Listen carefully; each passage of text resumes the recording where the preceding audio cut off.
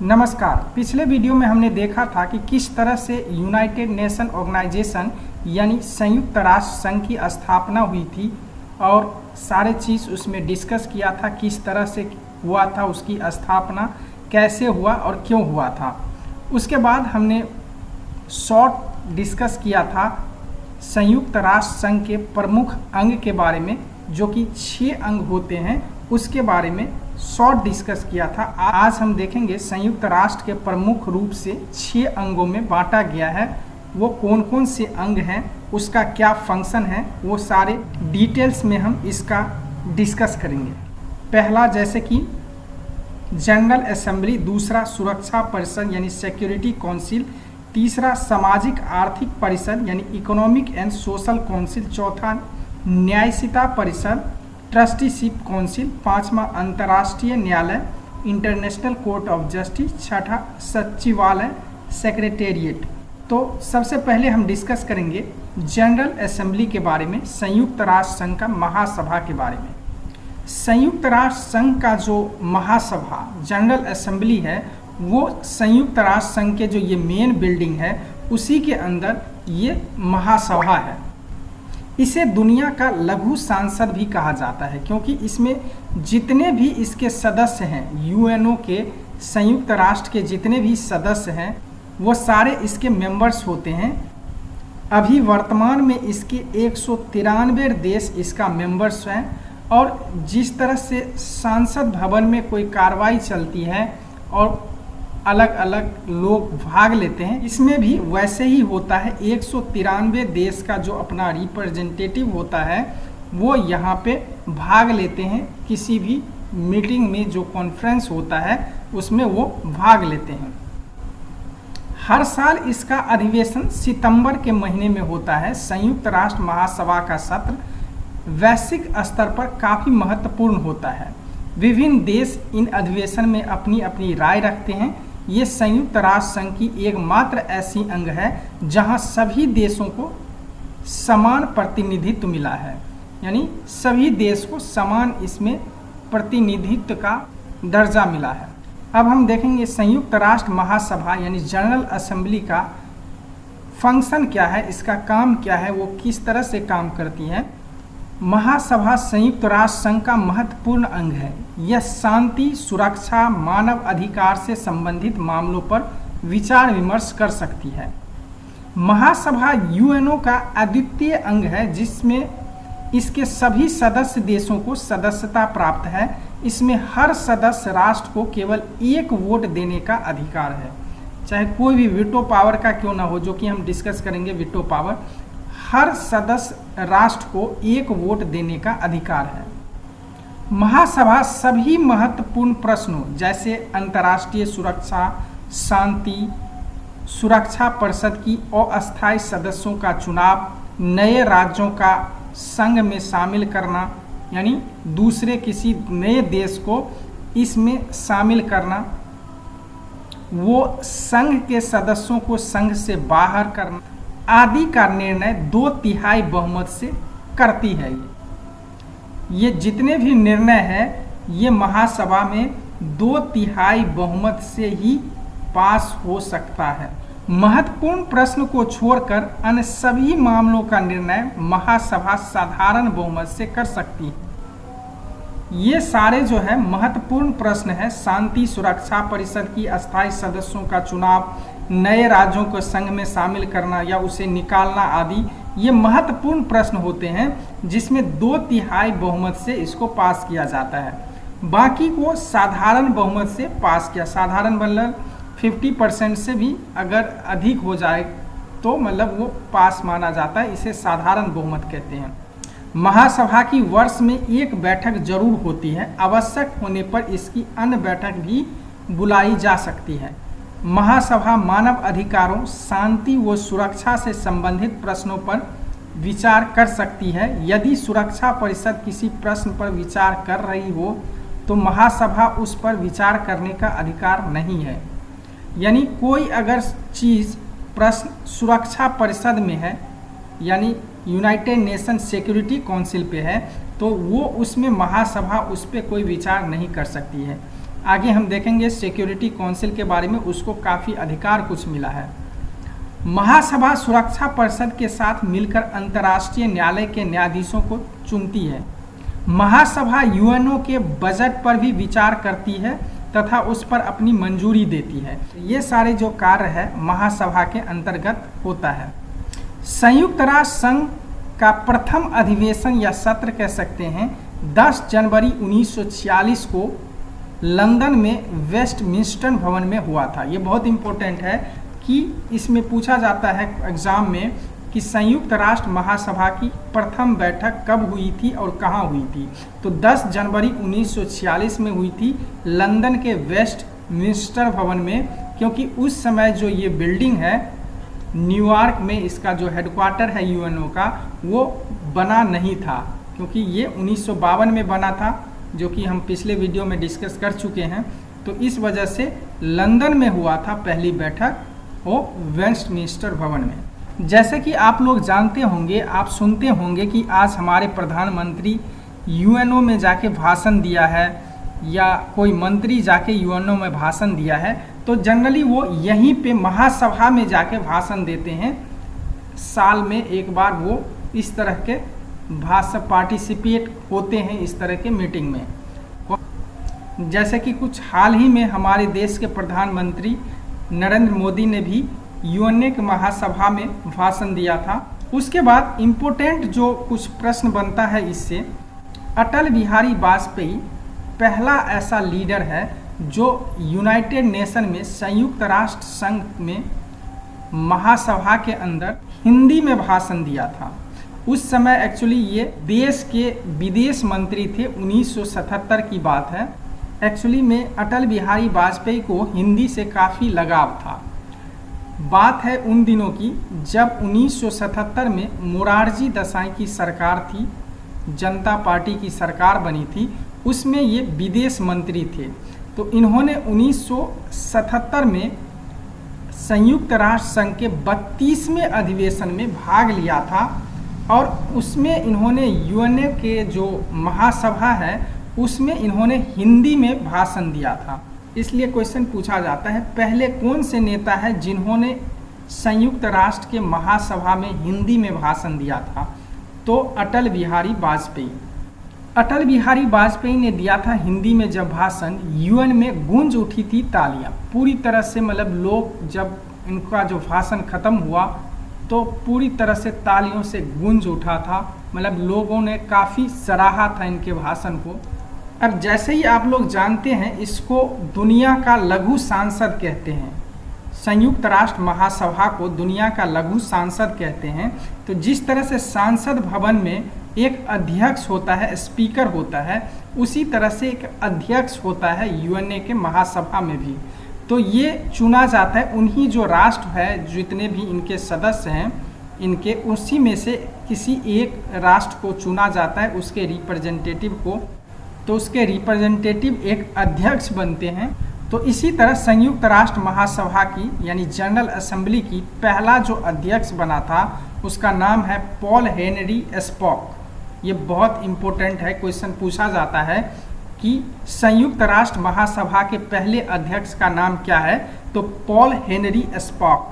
वो 1946 में बने थे। जाहिर सी बात है, पहला अधिवेशन 1946 में हुआ था। ये बेल्जियम के थे। पॉल हेनरी स्पॉक बेल्जियम के थे। 1966 में 18 साल तक बेल्जियम के ये विदेश मंत्री भी रहे हैं। तो अब बात आती है, क्या संयुक्त राष्ट्र महासभा में कोई भारत से भी कोई व्यक्ति अध्यक्ष बने हैं इसका? तो आंसर है हाँ। तो इसका जो पहला जो अध्यक्ष बने थे वो भारत के थे 8वें सत्र का 1953 में, जिनका नाम है विजय लक्ष्मी पंडित।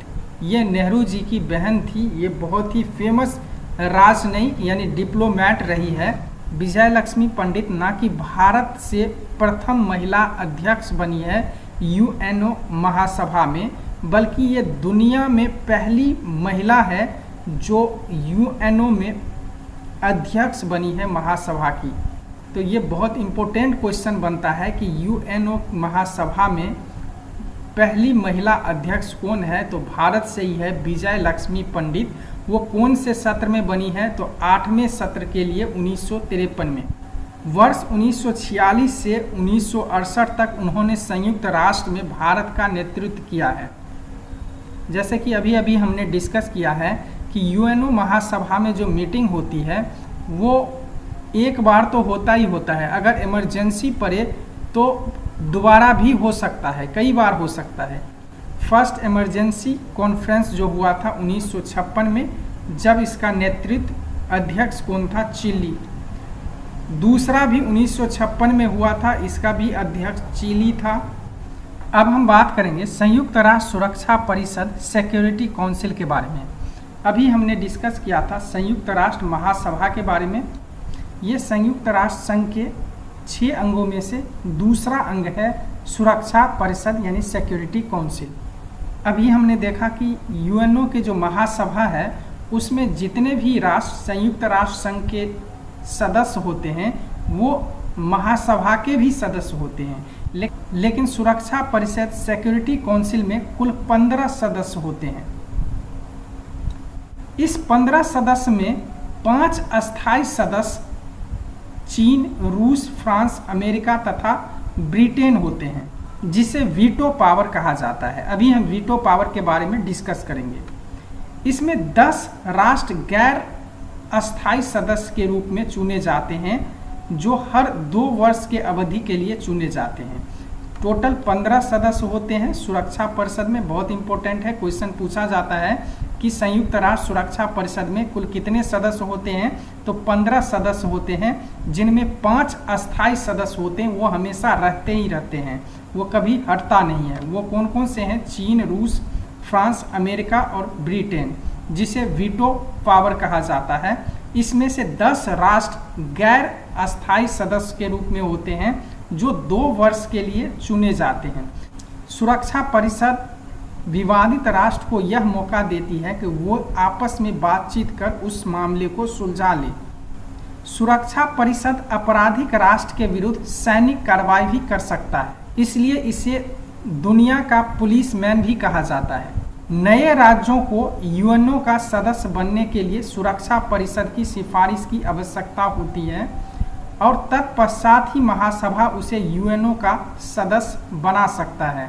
यानी कोई भी देश अगर यूएनओ का सदस्य बनना चाहता है तो उसको सबसे पहले सुरक्षा परिषद की परमिशन आवश्यक होती है। यानी सुरक्षा परिषद अगर चाहेगा तभी वो महासभा उसको सदस्य बना सकती है। अब थोड़ा सा हम डिस्कस करेंगे वीटो पावर के बारे में। वीटो पावर क्या होता है, जैसे कि अभी हमने डिस्कस किया था सिक्योरिटी काउंसिल में, यानी यूएनओ के जो सुरक्षा परिषद है उसमें 15 सदस्य होते हैं, जिसमें कि 5 अस्थायी सदस्य होते हैं।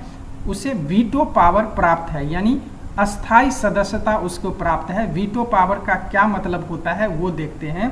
वीटो एक लैटिन शब्द है जिसका मतलब होता है मैं निषेध करता हूँ। ये जो देश है ये 5 ऐसे देश हैं जिनको ये वीटो पावर प्राप्त है, यानी संयुक्त राष्ट्र, अमेरिका, रूस, यूके, यूनाइटेड किंगडम, चीन और फ्रांस। ये सारे देश को वीटो पावर प्राप्त है। ये सारे देश वीटो पावर वाले देश हैं। इसका मतलब क्या होता है, किसी देश के अधिकारी को एक तरफा रूप से किसी कानून को रोक लेने का यह एक अधिकार है। वीटो संयुक्त राष्ट्र के सुरक्षा सलाहकार के 5 अस्थायी सदस्य को दी गई है, जिसके द्वारा वे सुरक्षा परिषद के सदस्य देशों द्वारा उठाए गए किसी भी निर्णय के लिए नहीं कह सकता है।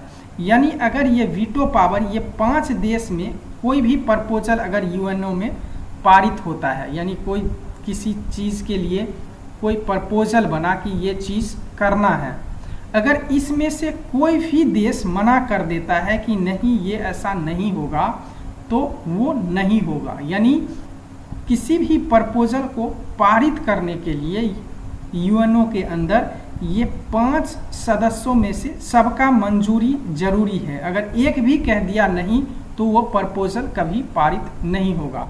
अब हम देखेंगे सबसे पहली बार वीटो पावर का इस्तेमाल कब हुआ था।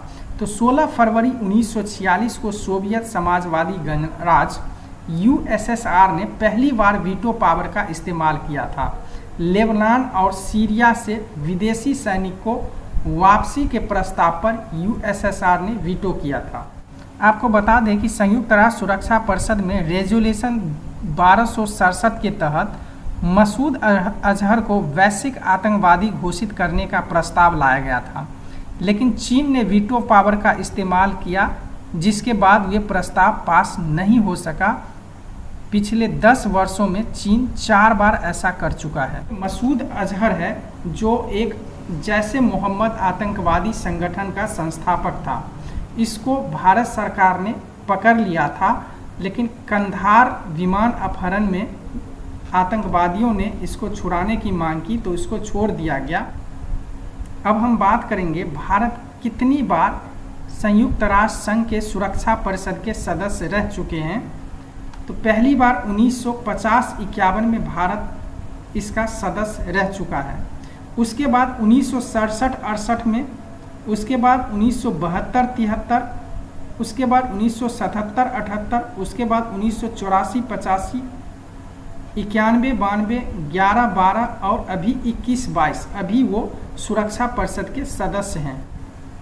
यानी अभी तक भारत 8 बार संयुक्त राष्ट्र सुरक्षा परिषद के सदस्य रह चुका है, जो कि अस्थायी सदस्यता इनको इसमें मिला हुआ है। जैसे कि हमने अभी डिस्कस किया था कि संयुक्त राष्ट्र सुरक्षा परिषद को दुनिया का पुलिसमैन भी कहा जाता है। इसलिए पुलिसमैन कहा जाता है, इसलिए इसको सुरक्षा के लिए कुछ पुलिस चाहिए यानी फोर्स चाहिए, तो उसको कहते हैं पीस कीपिंग फोर्स। यूएनओ का जो फोर्स होता है उसको पीस कीपिंग फोर्स कहते हैं। ये शांति सेना, ये जनरली जो दुनिया का जो भी इनके सदस्य देश होते हैं उन्हीं में से कुछ अलग अलग देशों से सैनिक लिया जाता है, और जहाँ कहीं भी अशांति फैला होता है तो वहाँ इस फोर्स को यूएनओ की तरफ से भेजा जाता है। तो इनका जो कैप होता है या हेलमेट पहनते हैं ये ब्लू रंग का होता है, तो ब्लू हेलमेट के नाम से भी इसको जाना जाता है। पीस कीपिंग फोर्स जो शांति सेना यूएनओ का होता है उसे ब्लू हेलमेट भी कहा जाता है। शांति सेना का जो मुख्य उद्देश्य होता है टकराव को दूर करके शांति स्थापित करने में मदद करना। शांति सेना के रूप में कार्य करते समय ये सेना संयुक्त राष्ट्र सुरक्षा परिषद के प्रभावी नियंत्रण में होती है और शांति रक्षा का हर कार्य सुरक्षा परिषद द्वारा अनुमोदित होता है। इसका आरंभ 1948 में किया गया था। इसके अपने पहले ही मिशन 1948 में हुए अरब इजराइल युद्ध के दौरान युद्ध विराम का पालन करवाने में महत्वपूर्ण भूमिका निभाई थी। तो पहला मिशन इसका था अरब इजराइल युद्ध में, इन्होंने युद्ध विराम, इन दोनों में युद्ध चल रहा था तो इनको भेजा गया था 1948 में और ये वहाँ पे युद्ध विराम करवा दिया। संयुक्त राष्ट्र संघ के मुताबिक 1948 से अभी तक 3737 शांति रक्षकों की जान गई है, जिसमें से 163 भारतीय भी हैं। तो जो सेना भेजा जाता है संयुक्त राष्ट्र संघ के तरफ से वो उनके सदस्य देशों से ही लिया जाता है कुछ कुछ। तो अभी संयुक्त राष्ट्र संघ के डेटा के मुताबिक 1948 से जो ये सैनिक जो जाते थे अपने मिशन पे उसको कुछ डेथ भी हो जाता था, शहीद भी होते थे। तो 3737 शांति रक्षक यानी शांति सेना की जाने गई, जिसमें से 163 हमारे देश यानी भारत के हैं। भारत अब तक विभिन्न शांति अभियानों के तहत 1,80,000 से अधिक भारतीय सैनिकों को भेज चुका है। यानी 1,80,000 से अधिक सैनिक को भारत भेज चुका है शांति सेना के रूप में यूएनओ के तरफ से। भारत ने 82 देशों के लगभग 800 शांति स्थापना अधिकारियों को प्रशिक्षित भी किया है। संयुक्त राष्ट्र शांति सैनिक बल को 1988 में नोबेल शांति पुरस्कार से भी सम्मानित किया जा चुका है। ये बहुत इम्पोर्टेंट है।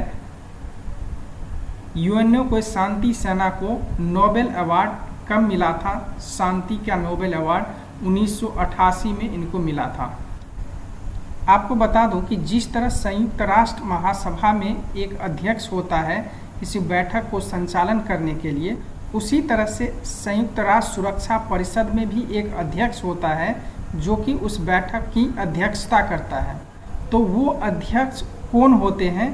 तो जितने भी उनमें 15 सदस्य होते हैं 15 राष्ट्र के, तो उसमें से किसी राष्ट्र के एक अध्यक्ष हो सकते हैं, चाहे वो अस्थायी सदस्य हो या अस्थायी सदस्य हो। किसी में से एक राष्ट्र का 15 सदस्य में से किसी एक राष्ट्र के सदस्य उसकी अध्यक्षता कर सकता है। जैसे अभी हाल में ही अफगानिस्तान का जो मैटर अगस्त में हुआ था, तो उस महीने की अध्यक्षता भारत के पास थी, तो इस वजह से उसका अध्यक्षता उस टॉपिक पे जो बैठक हुई थी यूएनओ की सिक्योरिटी काउंसिल की, उसकी अध्यक्षता भारत ने की।